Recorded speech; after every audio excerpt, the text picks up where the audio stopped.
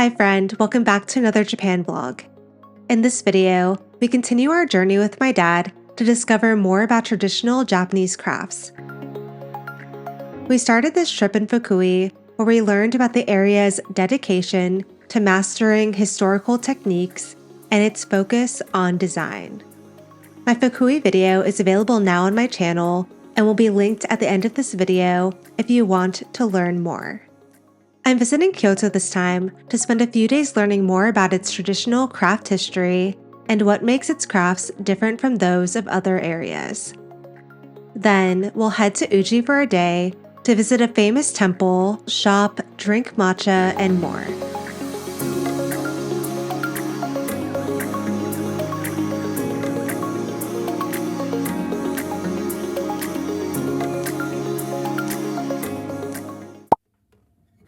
The journey between Fukui and Kyoto is relatively easy. It takes about 2 hours from Fukui Station to Kyoto Station. We took 2 trains, the local Happy Line in Fukui, and then transferred to the JR Thunderbird.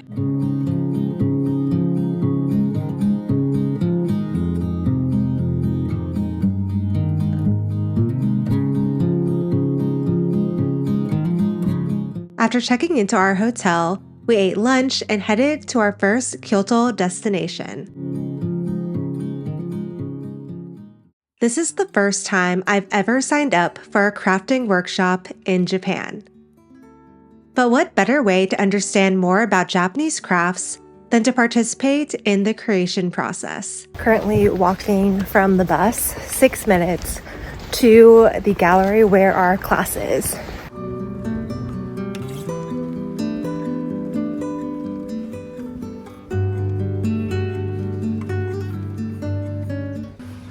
Looks like this is a cafe and bar. Oh, it's right here. The class we signed up for was a pewter workshop run by a pewter artisan in her showroom outside central Kyoto. Kyoto is known for its pewter making, thanks to its unique connection to tea culture in Japan. Pewter's highly prized ability to keep tea fresh due to its airtight properties and its resistance to rust and tarnishing make it ideal for tableware and ceremonial objects. Pewter is also excellent at maintaining drinks temperatures, which is why it's also used for sake cups and pourers. After this class, I started to notice pewter cups more, and even noticed that the spicy ramen restaurant I typically visit in Tokyo used pewter cups when handing out ice water to its customers. The pewter material indeed kept the ice from melting as quickly, which I thought was really cool. Another thing I love about pewter is that its creations are meant to be long-lasting pieces that are passed down from generation to generation. Scuff marks and dents from long years of use are even seen as aesthetic, elevating markers. I loved the intimate setting of this 2-person class because it allowed us to get to know our teacher. My dad and I got to ask her questions about how she got started in pewter. We found out she is also from Kyushu, like me, and that her shop name Saluk is influenced by Kyushu culture. I highly recommend this workshop if you're a solo traveler or traveling with a buddy. It will get you out of the busy central Kyoto streets and give you a hands-on experience with Japanese crafts and culture.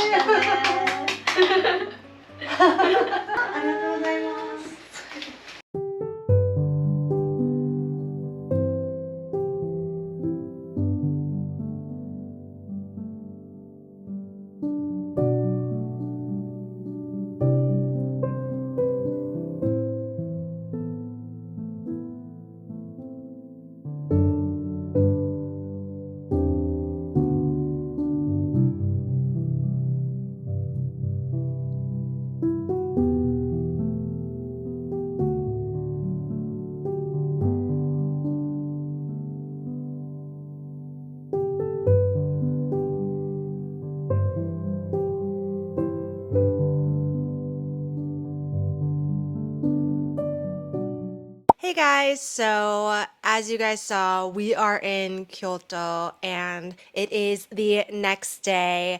And yeah, that was such a great experience. Just having these conversations with artists in their crafts are it's just something else and just so inspiring just to see people in their element and just to see people doing what they love and pursuing it and hearing their stories and how they just kept going, you know? Being in the arts is hard because you're putting so much time and effort into this thing that you love to do. Then being able to put it out into the world, to have it judged by other people, to be accepted, and then to make some money and sell it. It's just a whole thing. So I just have so much respect for anyone in the arts. And that workshop was amazing because not only did we get to learn how to make pewter sake cups, but you also just get to see all the different steps that need to happen before it actually becomes this finished product. And it's just so amazing. And I highly recommend doing a tour like the one that we did, where you really get to understand the process of how these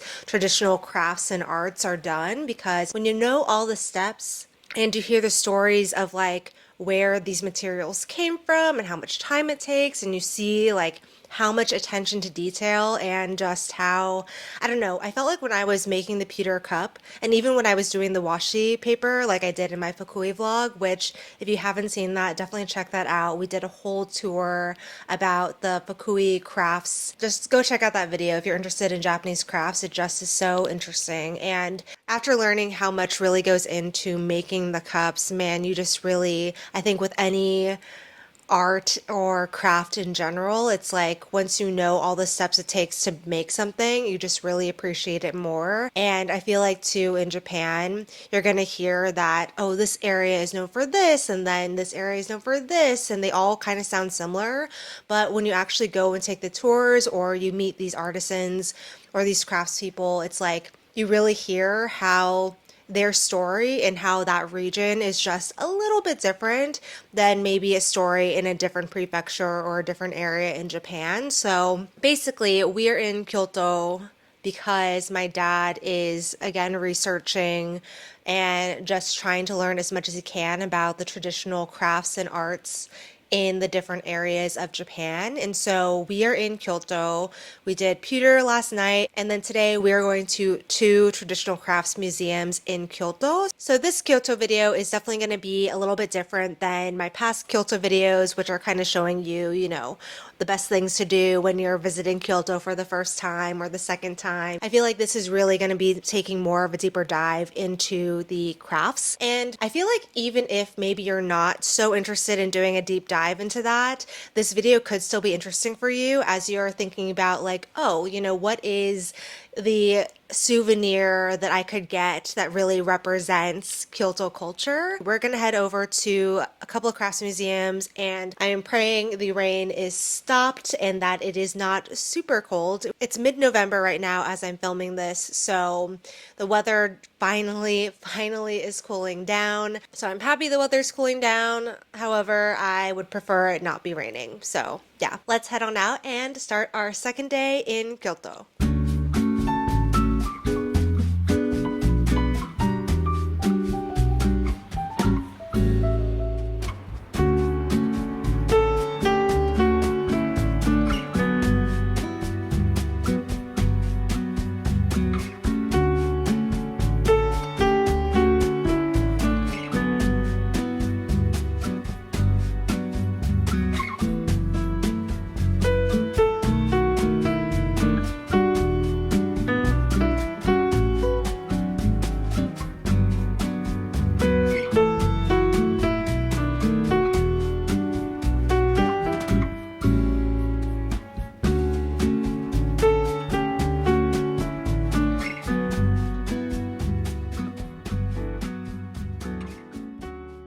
Okay, our first stop is to the Kyoto Crafts and Design Museum, I believe.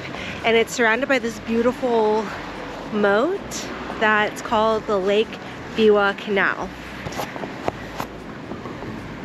So pretty. Our main focus for the second day of our Kyoto trip was to explore what made Japanese traditional crafts in Kyoto different. To do so, we we decided to visit 2 museums. First, we stopped at the Kyoto Museum of Crafts and Design, which is dedicated to promoting traditional industries developed in Kyoto.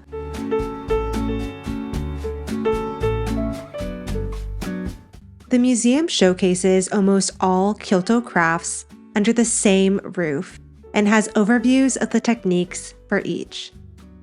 Craft demonstrations are also available on certain days, allowing visitors to see the time-demanding and meticulous artisan skills in person.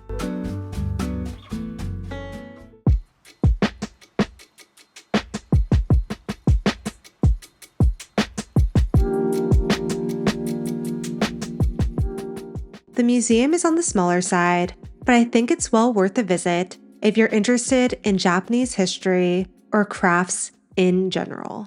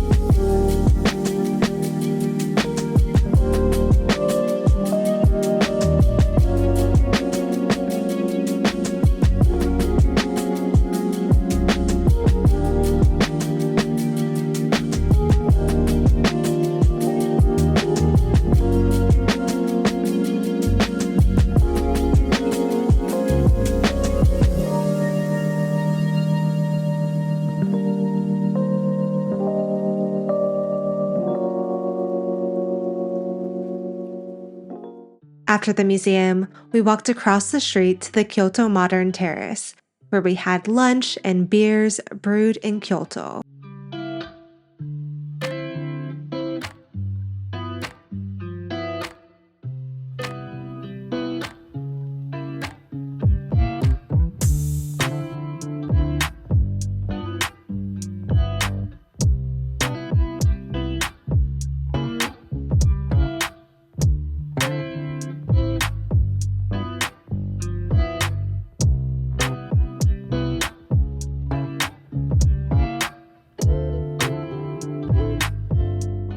Then, we made our way to the Kyoto Handicraft Center, which sells a variety of different Japanese arts and crafts. If you were to only go to one of these museums, I'd recommend the previous one since it's more educational, whereas this center is more for souvenirs. The center also has a nice selection of books about Japan, and I ended up taking home a book on the nuances of Japanese traditions.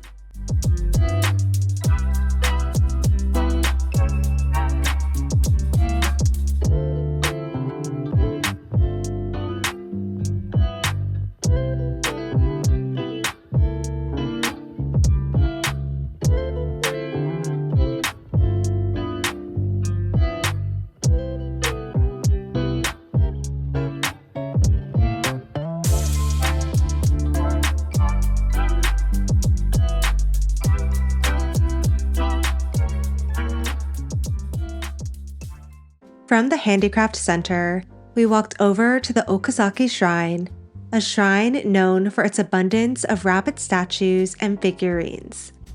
Historically, rabbits were a common sight in the area, and they are believed to be divine messengers for the enshrined kami.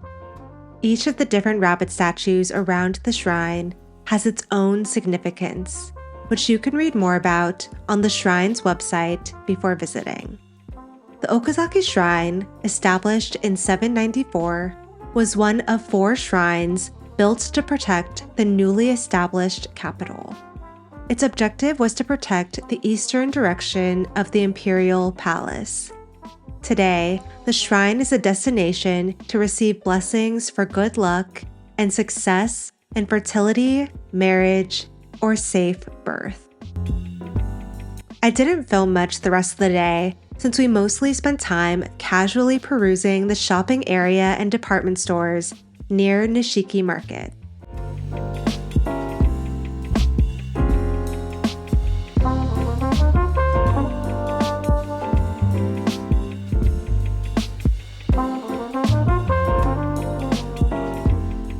For dinner, we randomly popped into a revolving sushi restaurant before heading back to our hotel.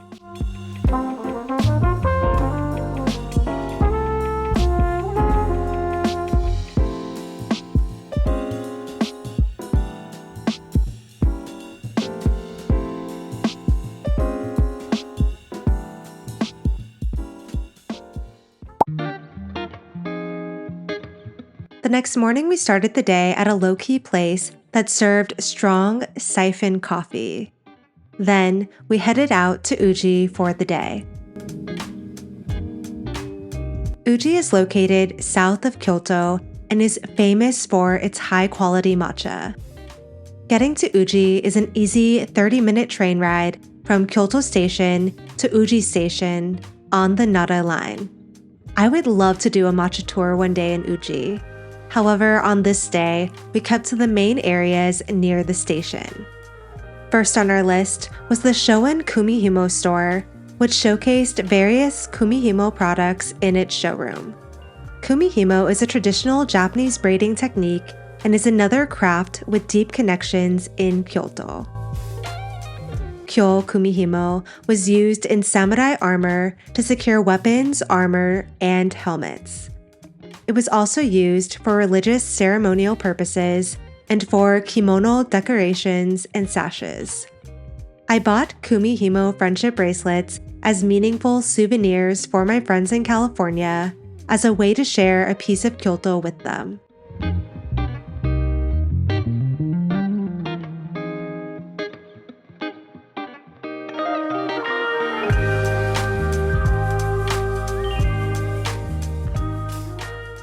For lunch, we went to a yakitori restaurant nearby.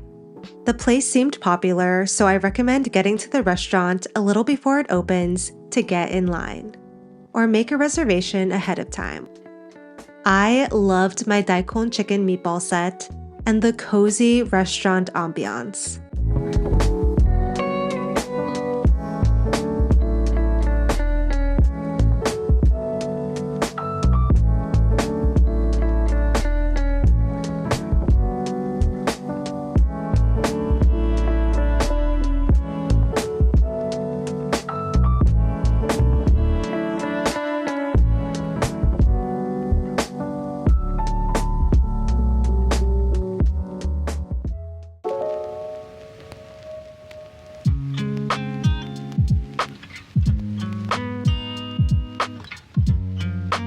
Got this for my mom.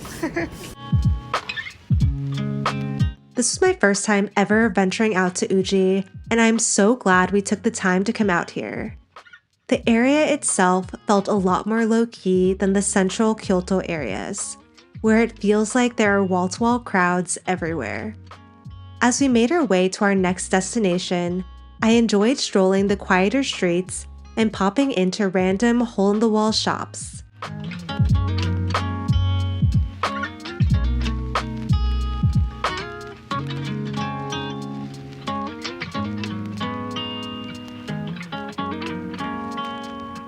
If you're a matcha fan, I definitely recommend visiting the shopping street leading up to the Byodo-in temple. Matcha was everywhere. Matcha desserts, matcha tea to take home, matcha ramen, matcha soba. I didn't realize matcha was so versatile. It was a fun street to wander down until we hit our next stop, Byodo-in Temple.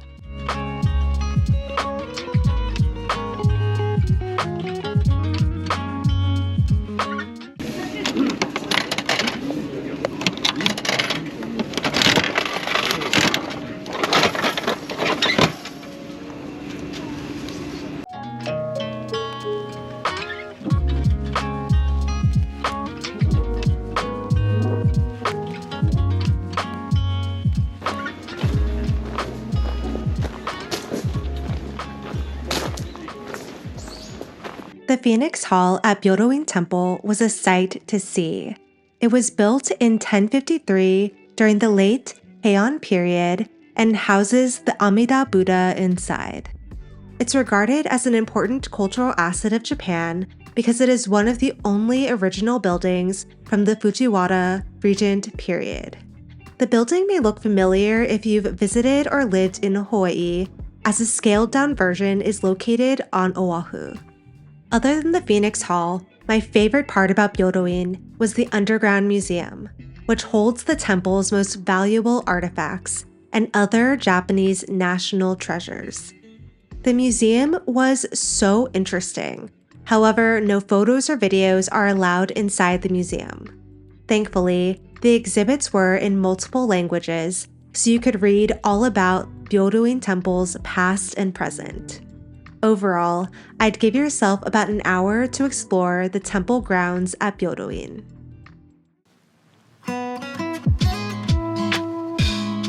After Byodo-in, I was finally ready to enjoy the famous Uji matcha. We ended up getting matcha desserts and drinks at the matcha cafe located at the back of the Kumihimo store we visited earlier.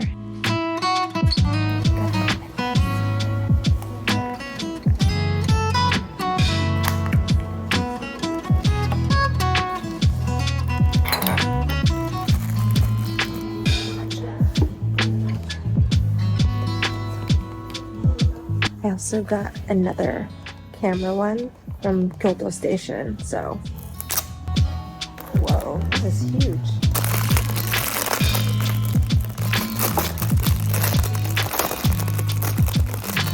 Whoa.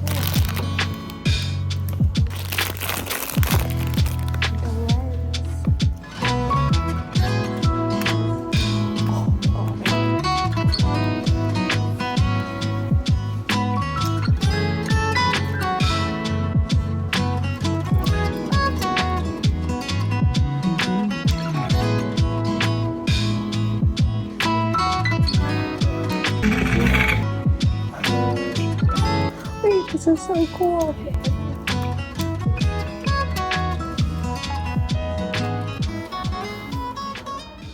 I had so much fun exploring new places in Kyoto on this trip. Yes, I love returning to my go-to spots, but changing things up is always nice. I want to hear from you guys now. Let me know in the comments below, what other places in Japan should we visit? I'd love to hear your thoughts.